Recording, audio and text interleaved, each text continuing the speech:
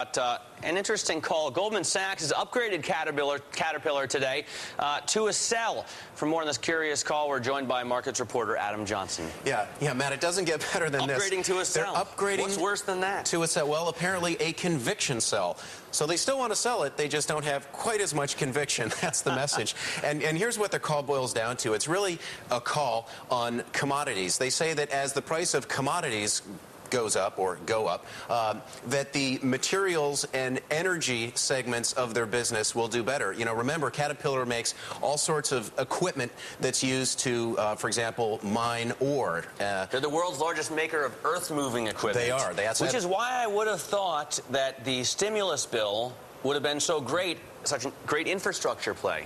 Well, actually, as we talked about yesterday, not necessarily, right? There are a couple of names that haven't performed. Vulcan Materials is what we were talking about yesterday. But getting back to Cat, yeah, what they're saying is that as commodity prices reinflate, obviously it's good for the stock. But here's the thing, 30% of Caterpillar's earnings are just by making engines. So in other words, that's broad-based economic exposure, and that's why they don't upgrade it to a neutral or to a buy, just from a really big sell to sort of a sell.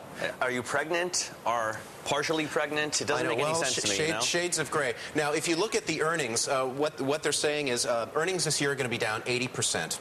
All right, and the number that is first call consensus is $1.17. All right, that's 80% down from last year. Then a small gain going into next year, $1.59. But here's really the big issue. 2 days ago, the company reiterated their dividend. All right, 42-cent dividend. It's about a 5.5 or 4.5% yielder. The question, Matt, is how do they pay for it? The net income this year is $300 million for the total company. The dividend will cost them $1 billion.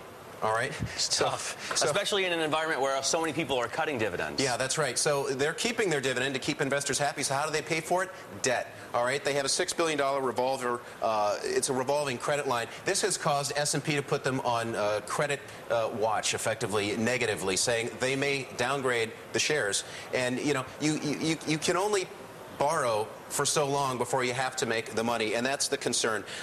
Funds from operations are 20% of debt. That's an issue. So that's the problem. Could actually still be a big seller talking to S&P. It's still interesting, the call. Yeah. Did you get where I was going with the pregnancy thing? You can't be partially it's pregnant. one or the other, I know. You didn't get but I'm not going there. You got what I'm sure Laura Lee understood what I meant.